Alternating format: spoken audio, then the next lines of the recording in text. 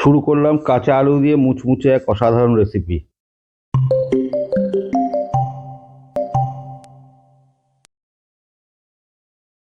এবারে আলুগুলোকে সরু সরু করে কেটে নেব। বেশি পাতলাও করা যাবে না, বেশি মোটাও করা যাবে না। মোটা করলে যেহেতু কাঁচা আলুতে প্রিপারেশনটা হচ্ছে ভাজা হবে না, পাতলা করলে আলুগুলো জড়িয়ে যাবে। আর আলুগুলো জলে 15 মিনিট ভিজিয়ে রাখবো, কারণ আলুর স্টার্চটা তাহলে বেরিয়ে যাবে। তারপরে একটুখানি জলটা ফেলে দিয়ে শুকিয়ে নেব। আলুতে স্টার্চটা লেগে থাকলে কি হয়, বাইন্ডিং করতে অসুবিধা হয়, একটু পেছল পেছল হয়ে থাকে, সেই জন্য বাইন্ডিংয়ে খুব অসুবিধা হয়। ধনে পাতাগুলো এভাবে কুচি করে কেটে নিলাম মিশ্রণ বানাবো বলে আলু দিয়ে। কাঁচা লঙ্কাগুলো এভাবে কুচি কুচি করে কেটে নিলাম। তারপর যথারীতি আলুগুলো তো কেটে নেওয়া হয়েছে, সেগুলো এবার এই আলুর সঙ্গে এই ধনে পাতা, কাঁচা লঙ্কা কুচি এবং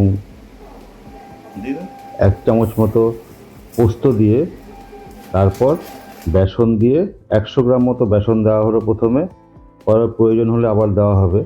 এখন 100 গ্রাম বেসন ওতে দিয়ে 1 চামচ শুকনো লঙ্কার গুঁড়ো দিয়ে সামান্য জল দিয়ে ভালো করে মাখতে হবে। পরে প্রয়োজন হলে জলও একটু দেওয়া যেতে পারে এবং বেসনও দেওয়া যেতে পারে। তার মাঝখানে আমরা 1 চামচ গোলমরিচ গুঁড়ো দিয়ে দিলাম, দিয়ে আবার একটু বেসন দিয়ে যাতে বাইন্ডিংটা ভালো হয়, তেলে দিলে যাতে ছেড়ে না যায় সেই জন্য আবার একটু বেসন দিয়ে ভালো করে মেখে নেওয়া হচ্ছে। এবং অবশ্যই বাইন্ডিংটা ঠিক হলো কি না চেক করে নিতে হবে। স্বাদ মতো নুন দিয়ে দিতে হবে। এবারে কড়াতে তেল গরম করে আস্তে আস্তে আলুগুলো পকোড়ার আকারে ছেড়ে দিতে হবে। খুব সাবধানে ছাড়তে হবে যাতে আলুগুলো ছেড়ে ছেড়ে না যায়। এক এক করে আলুগুলো ছেড়ে দেওয়া হলো। এবারে ভাজার সময় প্রথমে আগে একটু নিচের দিকটা ভাজতে দিতে হবে। এভাবে দেখে নিতে হবে যে নিচে ছেড়ে দিচ্ছে কিনা। যখন ছেড়ে দেবে তখন এটাকে উল্টে দিতে হবে, না হলে জোর করে উল্টাতে গেলে আলুগুলো সব পকোড়া থেকে ছেড়ে যাবে, তখন পুরো প্রিপারেশনটাই নষ্ট হয়ে যাবে। সুতরাং খুব সাবধানে সন্তর্পণে আলুগুলো ভেজে নিতে হবে। এই কষ্টটা একটু আপনাদের করতে হবে আর কি। ভালো খাওয়ার জন্য একটু কষ্ট করতে অসুবিধা নেই।